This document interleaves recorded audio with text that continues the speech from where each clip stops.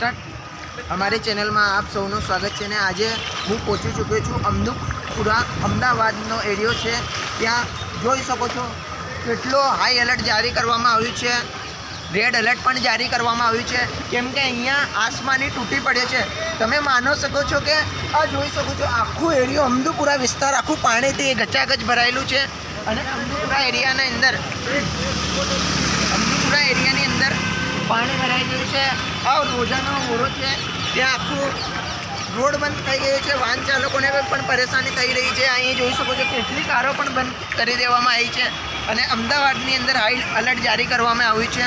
तो हाँ भाई मेरा बम्पर टूट गया वो गाड़ी का बारिश के सामने। आप कितनी देर से यहाँ पे खड़े हो? मैं 2 दिन से खड़ा हूँ यहाँ पे। 2 दिन से देख सकते हो ये भैया 2 दिन से यहाँ पे फंसे हुए बरसात के अंदर, बाहर अहमदाबाद के बाहर निकल नहीं सकते ये।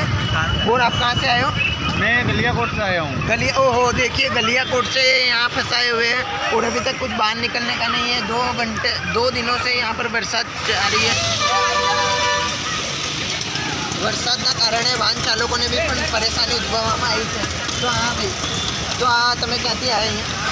હું શાહપુરથી જોઈ શકો છો આવ્યા છે। ને અત્યારે શું થયું છે તમારી? બંધ થઈ ગઈ ગાડી, રિક્ષા બંધ છે। આ શેના કારણે બંધ થઈ? ગાડીએ પાણીને ભરી ગયું એના કારણે। જોઈ શકો છો આ લોકો કહે છે કે અહીંયા કેટલું પાણી ભરાઈ ગયું છે અને રિક્ષા ચાલી નહીં રહી છે, એટલે લોકોને પણ પરેશાની ઉદ્ભવવામાં આવી છે।